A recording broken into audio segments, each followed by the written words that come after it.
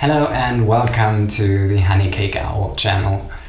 My name is Robin and this will be a series of videos showing you how to make friendship bracelets just like this one. We'll be making this exact one today, but of course there's a variety of colors and patterns you can do. They're pretty neat, they make for great gifts and you can just take it along, finish it on the go. So let's get started.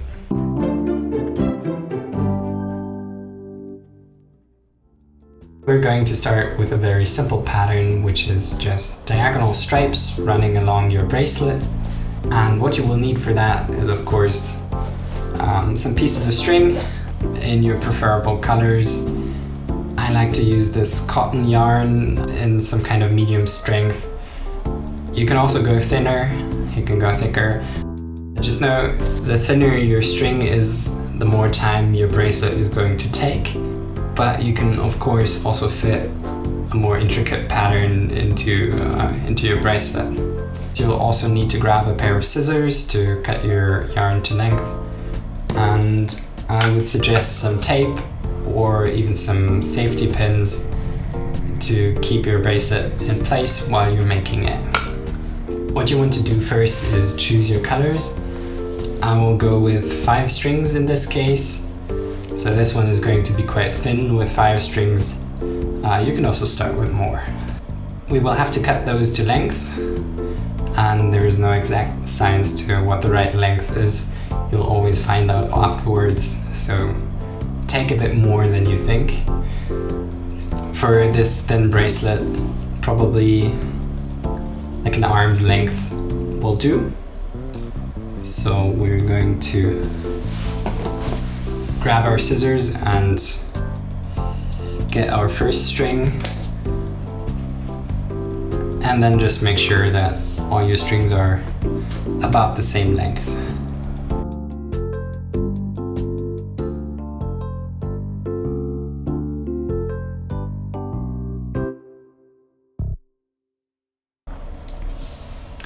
So in the end you should have your bundle of strings. And the first thing we want to do is just tie a simple knot into one of the ends of it. Leave enough overhang on this end. We're going to start the bracelet from here going down, and this will be what we will use to tie it to our friend's wrist in the end, and also to fix it while we're working on the bracelet. So keep that long enough. And now we're ready to start. So take your piece of tape, or whatever method you prefer, and tape it to some comfortable position.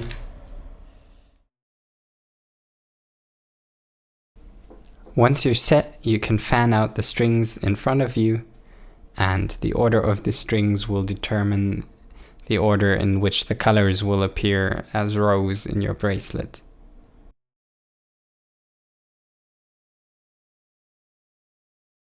The leftmost string will be our first top string, which will go across all 4 others to make 1 row, and the one next to it will be the first bottom string. To make a knot, you take your top string, make some room on the right, and lay it out in this fork shape across the bottom string. Then you reach through this loop and underneath your bottom string and pull the top string through, which creates this loop you see here. Then hold on tight to your bottom string, that's really important, and pull the top string up and away from yourself. And you will have to repeat this once again to make 1 full knot. So again, start out with a 4 shape and pull the top string through the loop from underneath the bottom string.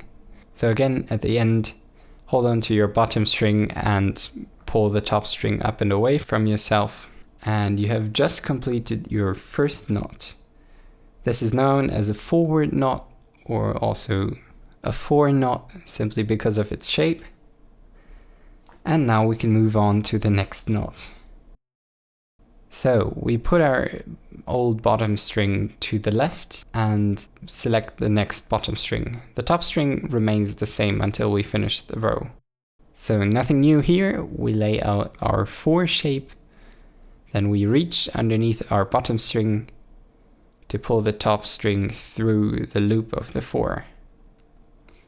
Hold on to the bottom string and pull up and away from yourself.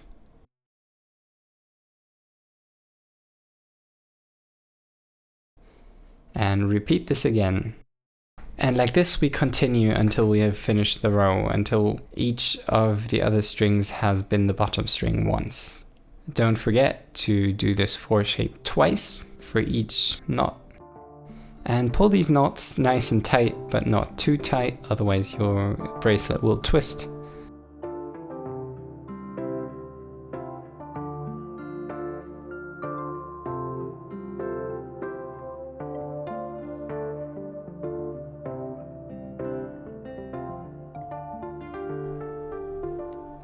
And once we've reached the end on the right, we can start with the next row.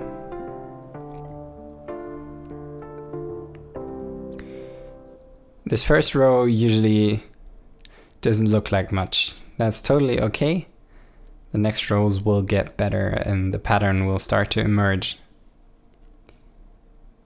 But now again, we can fan the strings out, put most of them to the side and pick the one that's on the left. That will be the new top string, and the one adjacent to it will be the first bottom string. Then you do your 4s and repeat that twice for each knot. And row by row, you will build up your bracelet. This of course needs some patience and takes a while, but it's well worth it. If you need more help on the knots, you can rewind. The knots are all the same. There's a couple of tips I want to give you. It is quite easy in the beginning to get a knot that somehow has the color of the bottom string and not the one you want. That happens when you did not hold on to your bottom string well enough, and usually this color change can be reversed by giving the bottom string a good tug. You might be able to reverse it, otherwise you'll have to open up the knot again and just do it a second time, this time holding on tight to the bottom string.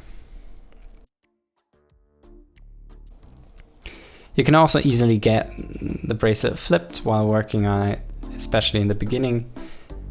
And what you can see is that on the back, the strings of the knots appear to run parallel to the rows. And on the front, so the side you want to have on top, the knots appear to run down the length of the bracelet. So just flip it around if you got it mixed up. And that's it for now. I'll leave you with this fun time lapse of me completing the bracelet. And don't worry if you're not that fast yet, that comes with practice.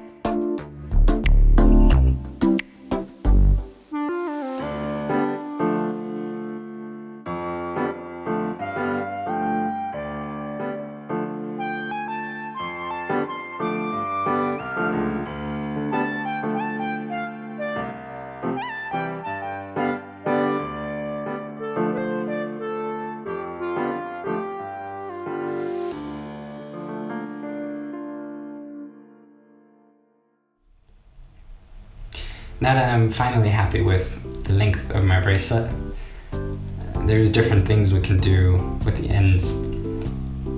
For now, I would just recommend tying another knot to your end, but there's other things you can do, like doing braids and lots of stuff I would love to get into in another video. Now you're ready to tie it to a friend's wrist. Tradition is that you get to make a wish when you get a friendship bracelet, and that wish comes true when it falls off after continuously wearing it. And yeah, just don't bank on your wishes coming true anytime soon, because if they're well made, these can last from half a year to 2 years even when they're on your wrist. That's it from me today. I hope you could follow the tutorial well and have made a nice friendship bracelet. Let me know how it went for you. And any kind of feedback is greatly appreciated, as I'm doing this for the first time. I have lots of ideas what to do for future episodes. There's different patterns I can show you. There's ways to write your name or someone's name into a bracelet, which is pretty cool. And yeah, that episode about finishing your bracelet up and tidying it up nicely, that's also somewhere in the line.